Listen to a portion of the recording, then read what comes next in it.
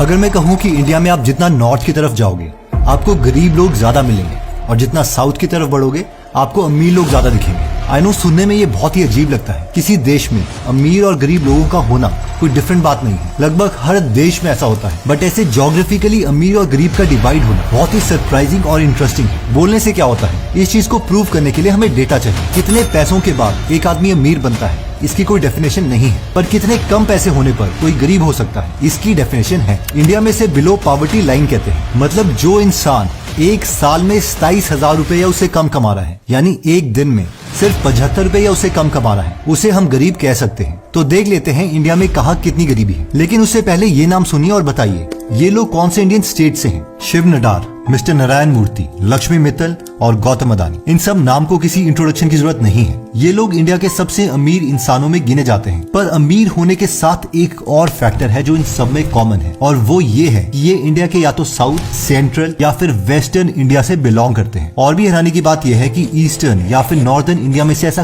कोई भी नहीं है जो इंडिया के टॉप 10 रिच की लिस्ट में आ सके, यानी कि कोई अंबानी या टाटा जैसा इंडस्ट्रियलिस्ट हो। तो फाइनली ये रहा डेटा। इंडिया के supreme planning authority NITI Aayog ने 2021 में गरीबी के ऊपर जो रिपोर्ट निकाली है उसमें बिहार, झारखंड, उत्तर प्रदेश, मेघालय, असम एक्सेट्रा जैसे नॉर्थ की स्टेट्स में गरीबी ज्यादा है, जबकि पौंडीचेरी, केरला, आंध्रा, कर्नाटका, तमिलनाडु जैसे साउथ के स्टेट्स में गरीबी कम है। हालांकि नॉर्थ के कुछ स्टेट्स जैसे कि दिल्ली या चंडीगढ़ में गरीबी कम दिखाई दे रही है। पर अगर हम ये देखें कि 25% से ज्यादा गरीबी कौन से स्टेट में है तो हमें सिर्फ नॉर्थ के स्टेट्स ही दिखाई देंगे। पर ऐसा है क्यों? 2022 में इंडिया की टोटल पॉपुलेशन थी 141 करोड़। अब इस इंडिया की टोटल पॉपुलेशन डिस्ट्रीब्यूशन में भी एक बैलेंस है, और वो ये है कि इंडिया के लगभग 50% लोग नॉर्दर्न और ईस्टर्न इंडिया में रहते हैं, जबकि बाकी 50% वेस्ट, सेंट्रल या साउथ इंडिया में रहते हैं। यानी कि ह्यूमन रिसोर्स दोनों साइड में ऑलमोस्ट बराबर है। फिर भी साउथ और सेंट्रल इंडिया में लोग ज्यादा अमीर हैं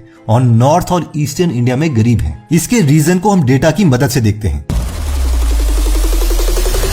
देखिए, किसी भी देश की अगर इकोनॉमिक सिचुएशन हमें समझनी है तो हमें उसे जीडीपी की टर्म्स में समझना पड़ेगा। जैसे कंट्रीज की जीडीपी होती है, एग्जैक्टली वैसे ही हम स्टेट्स की जीडीपी भी कैलकुलेट कर सकते हैं। इंडिया में टोटल 28 स्टेट हैं और 8 यूनियन टेरिटरीज हैं। अगर हम स्टेट वाइज जीडीपी देखें तो हमें कुछ ऐसी पिक्चर दिखाई देगी।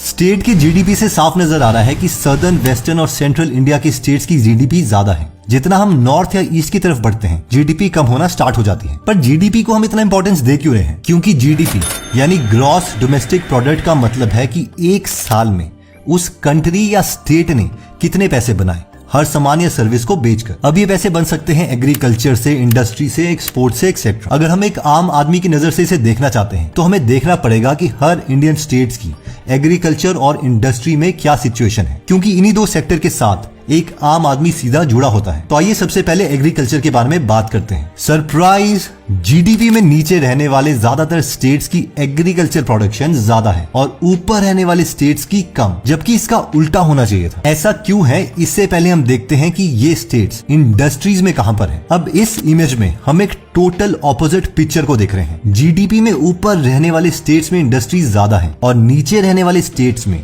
इंडस्ट्रीज कम है। मतलब नॉर्थ के और ईस्ट के जो स्टेट्स हैं वो ज्यादा डिपेंडेंट है एग्रीकल्चर के ऊपर, और साउथ, सेंट्रल और वेस्टर्न जो स्टेट्स हैं वो ज्यादा डिपेंडेंट है इंडस्ट्रीज के ऊपर। अगर हम सिर्फ साउथ के 5 स्टेट्स की इंडस्ट्रीज को कंबाइन कर दें तो उनमें 1447 इंडस्ट्रीज पार्क हैं, जो कि पूरे इंडिया का 37% है। इस डेटा से क्लियर है कि जहां पर इंडस्ट्रीज ज्यादा है वो इंडियन स्टेट्स में वेल्थ भी ज्यादा है, क्योंकि इंडस्ट्रीज एम्प्लॉयमेंट अपॉर्चुनिटीज क्रिएट करती है, इकोनॉमी में ग्रोथ लाती है और इसका सीधा असर स्टेट की डेवलपमेंट पर पड़ता है। वहीं एग्रीकल्चर नेसेसरी तो है लेकिन उसकी अपनी कुछ लिमिटेशन है। फर्स्ट, एग्रीकल्चर नेचुरल फैक्टर्स पर डिपेंडेंट है, जैसे कि वेदर, क्लाइमेट, सॉइल कंपोजिशन और इसके साथ साथ नेचर पर भी, यानी बारिश पड़ेगी या सूखा रहेगा। इसलिए एग्रीकल्चर प्रोडक्शन अनप्रेडिक्टेबल है। अगर प्रोडक्शन कम हुआ तो इनकम भी कम ही होगी। सेकंड, एग्रीकल्चर प्रोडक्शन कम या ज्यादा हो रही है, ये इस पर भी डिपेंड करता है कि एडवांस मेथड यूज किए जा रहे हैं कि नहीं। हालांकि ग्रीन रेवोल्यूशन के बाद इंडिया की एग्रीकल्चर में खास ग्रोथ हुई थी, पर अगर इसे दुनिया के दूसरे देशों के साथ कंपेयर किया जाए तो अभी भी हम काफी पीछे हैं। दूसरे देश जैसे कि चाइना या यूएस, जहां पर एग्रीकल्चर को काफी ऑटोमेट कर दिया गया है, वहीं पर इंडिया का एग्रीकल्चर अभी भी ज्यादातर लेबर इंटेंसिव है और हमें लोगों की जरूरत पड़ती है। इसके साथ ही जो चाइना और यूएस में खेती बाड़ी की जमीनें हैं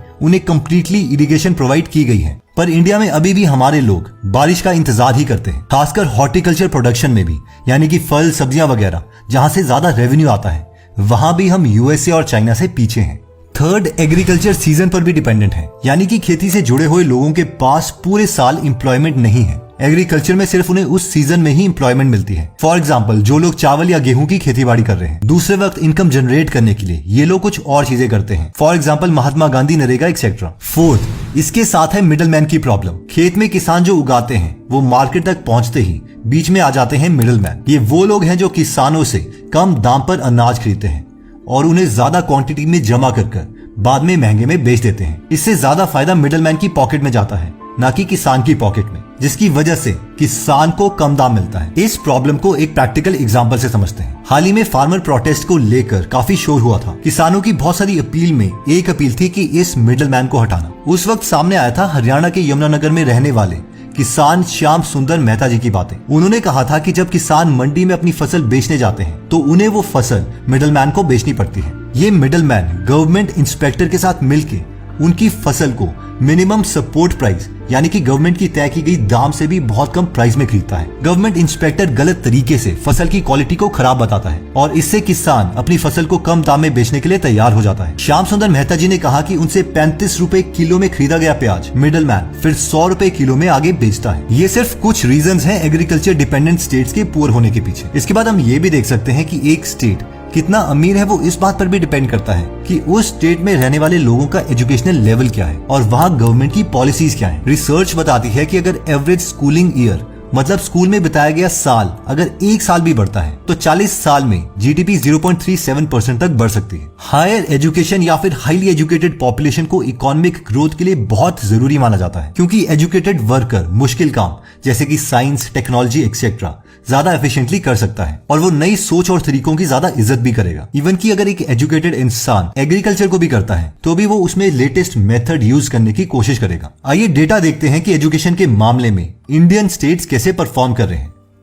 कंपैरिजन साफ है। महाराष्ट्र, आंध्रा, तमिलनाडु, केरला, गुजरात जैसे स्टेट्स जो कि जीडीपी में आगे थे, वहां पर ग्रेजुएटेड पॉपुलेशन रेट भी ज्यादा है। यानी इससे ये चीज क्लियर है कि हायर एजुकेशन रेट्स और इंडस्ट्रियलाइजेशन स्टेट की इकोनॉमिक ग्रोथ के लिए बहुत इंपॉर्टेंट है। अब हम में से कई लोग सोच रहे होंगे कि इंडिया तो एक ही कंट्री है, फिर कुछ स्टेट्स में एग्रीकल्चर ज्यादा हो रहा है और कुछ स्टेट्स में कम।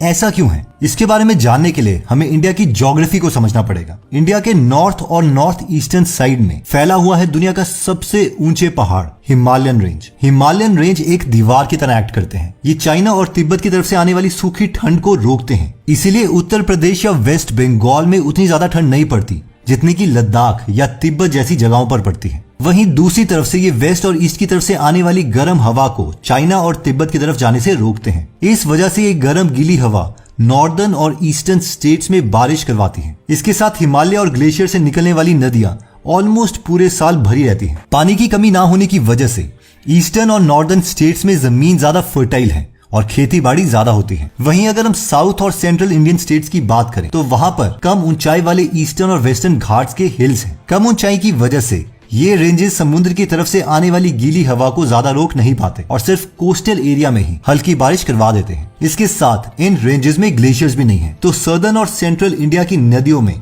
पानी सिर्फ बारिश से ही आता है। यानी कि ईस्टर्न और नॉर्दर्न स्टेट्स जैसे भरपूर पानी और उपजाऊ जमीन के रिसोर्सेज इन स्टेट्स के पास है ही नहीं। और इन ज्योग्राफिकल रीजंस की वजह से हमें ईस्टर्न और नॉर्दर्न स्टेट्स में ही ज्यादा एग्रीकल्चर देखने को मिलता है। सदर्न और वेस्टर्न इंडिया के पास एग्रीकल्चर रिसोर्सेज पहले से ही कम है, इसलिए उन्होंने ट्रेड पर ज्यादा ध्यान दिया। इकोनॉमिस्ट्स कहते हैं कि अगर किसी रीजन के पास एग्रीकल्चर रिसोर्सेज ना हो तो उन्हें अपनी ट्रेडिंग पोटेंशियल को बहुत ज्यादा इंक्रीज करना ही पड़ेगा अगर उन्हें डेवलप होना है तो। जाने माने इकोनॉमिक जर्नलिस्ट जेन जैकोब एग्जाम्पल देते हैं कुछ एस्कीमोस का, जो कि बर्फीले आर्टिक सर्कल में रहते हैं जहां पर किसी भी तरह की खेतीबाड़ी नहीं है। रोजगार के लिए इन एस्कीमोस को खुद को स्कल्पचरिंग और पेंटिंग में ट्रेन करना ही पड़ा, क्योंकि इन आर्ट को दूसरे म्यूजियम्स, कलेक्टर्स और पब्लिशर्स को बेचा जाता है, यानी कि ट्रेड। यहाँ पर हम जापान का भी एग्जाम्पल ले सकते हैं। 2020 में एग्रीकल्चर से जापान को जीडीपी मिली सिर्फ 1.04%, जबकि इंडस्ट्री से मिली 29% और सर्विस सेक्टर से मिली 69%। एग्रीकल्चर में पीछे होने के बाद भी जापान दुनिया के सबसे वाले जीडीपी देशों में आता है, यानी दुनिया की 4th पोजीशन में। और रीजन है उनका टेक्नोलॉजिकल एडवांसमेंट, ट्रेड और बिजनेस। ट्रेड और बिजनेस के इस पार को साउथ और सेंट्रल इंडिया वाले शायद बहुत पहले समझ चुके थे। खासकर साउथ इंडिया के ट्रेड का एविडेंस हमें चोला पीरियड से, यानी कि आज के करीबन 2000 साल पहले से मिलता है। इतिहास से हमें पता चलता है कि उस वक्त साउथ इंडिया अपने सी के रास्तों का इस्तेमाल करते हुए स्पाइस और कॉटन की ट्रेडिंग दुनिया के दूसरे देशों के साथ करता था। मॉडर्न टाइम में भी उन्होंने ट्रेड को प्रायोरिटी दी और उसका एक एग्जाम्पल है आज का Bangalore. Silicon city of India कहा जाने वाले इस बैंगलोर में इंडिया का टेक्नोलॉजिकल हब है। गूगल, माइक्रोसॉफ्ट, एडोबी जैसी बड़ी बड़ी बाहर की कंपनियों से लेकर यहाँ पर इसरो, इन्फोसिस, HCL जैसी इंडियन टेक्नोलॉजी जायंट्स हैं। इसका रीजन है 1970 में Karnataka state electronics development corporation के चेयरमैन एंड MD RK बलीगा का विजन, जिसमें उन्होंने बैंगलोर को एक इलेक्ट्रॉनिक सिटी में कन्वर्ट करने का प्रपोजल दिया। आज की डेट में भी कर्नाटका गवर्नमेंट बहुत सारे फिस्कल और पॉलिसी इंसेंटिव्स ऑफर करता है बिजनेस की ग्रोथ के लिए। डेफिनेटली गवर्नमेंट की जो पॉलिसीज हैं वो स्टेट को इंप्रूव करने में बहुत मैटर करती हैं। वहीं अगर हम नॉर्थ और ईस्ट के स्टेट्स की बात करें तो हमें कुछ ऑपोजिट एग्जांपल्स देखने को मिलेंगे, जैसे कि वेस्ट बंगाल। 2006 में टाटा वेस्ट बंगाल के सिंगूर में अपना नैनो प्रोजेक्ट शुरू करना चाहती थी। उन्होंने लैंड भी ले लिया, लेकिन पॉलिटिकल डिस्टर्बेंस और गवर्नमेंट की तरफ से सिचुएशन को ना हैंडल करने की वजह से उन्हें ये प्रोजेक्ट बंद करना पड़ा और नैनो प्रोजेक्ट को गुजरात के सनंद में शिफ्ट करना पड़ा। जी हाँ, गुजरात GDP में ऊपर रहने वाला एक स्टेट। पर इतना ही नहीं, एक्सपर्ट्स का यह भी मानना है कि वेस्ट बंगाल, जिसमें करीब 50,000 से 80,000 करोड़ का इन्वेस्टमेंट होने वाला था दूसरे कंपनियों के द्वारा, वहां पर पॉलिटिकल डिस्टर्बेंस की वजह से वो भी रोक दिया गया। आज की डेट में ये सच है कि उसके बाद वेस्ट बंगाल में कोई भी बड़ी इंडस्ट्री नहीं बनी है।